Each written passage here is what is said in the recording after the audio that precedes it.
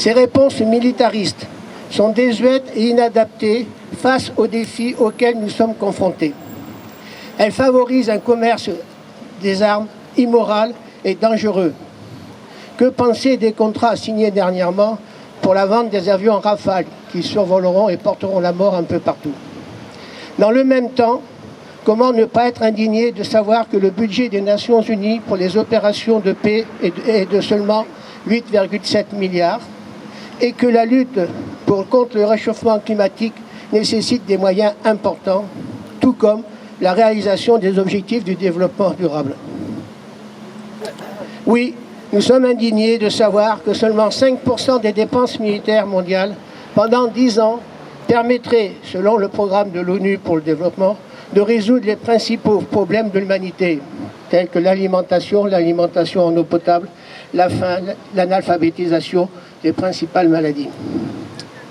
Oui, la situation internationale est préoccupante en termes de sécurité et de paix. La succession d'attentats toujours plus meurtriers engendrant la peur permanente. Les risques de guerre, de généralisation de la guerre, existent bien sous la pression du lobby militaro-industriel. Les initiatives diplomatiques pacifistes sont rares, car la stratégie des puissances sont toujours prédominantes. Pourtant, les guerres sont toujours des échecs. Elles conduisent au chaos et enfantent des monstruosités dont sont victimes les populations civiles jetées sur le chemin de l'exil. Ces populations, obligées de fuir pour survivre, pour se sauver d'un pays dévasté par la guerre, par la misère, par les problèmes climatiques, doivent faire face de plus en plus souvent à des frontières fermées, barbelées, barricadées et privant du droit de libre déplacement. Combien de réfugiés noyés est-il nécessaire pour révolter nos confiances? Combien d'êtres humains campés dans des conditions inhumaines sont-ils nécessaires pour amener nos gouvernements à assumer leurs responsabilités? Ne cédons pas aux discours haineux, nationalistes et racistes des groupes ou partis politiques s'opposant à l'accueil des réfugiés et déclinant tout brassage culturel ou tout modèle de société multiculturelle. Combattons les amalgames qu'ils diffusent entre réfugiés et terroristes et dévoilons la récupération qu'ils tentent, bien sûr des valeurs de la laïcité, afin de diviser notre société pour mieux cacher leur intolérance à l'égard de la religion musulmane.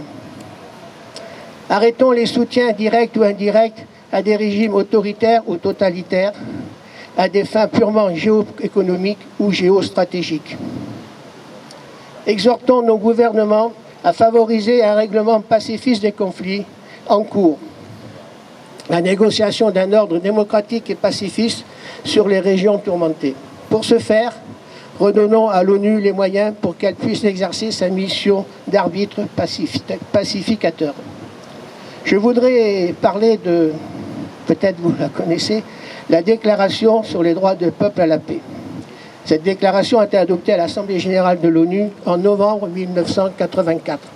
Il y est dit, entre autres, reconnaissant que chaque État a le devoir sacré d'assurer au peuple une vie pacifique.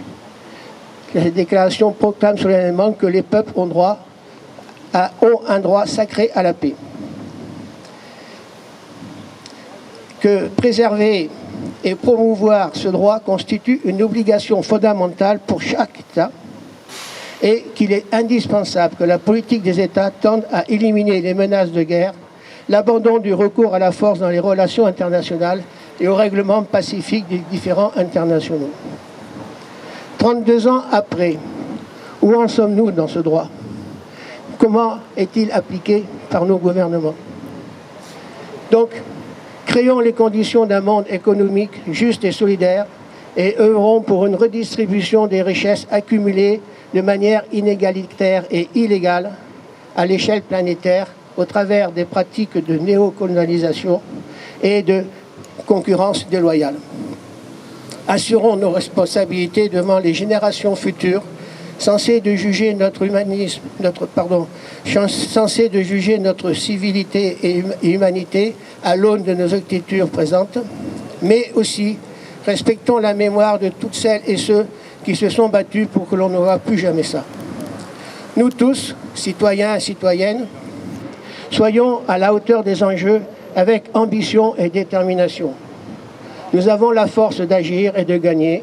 Stop la guerre, stop les violences. Déclarons la paix au monde.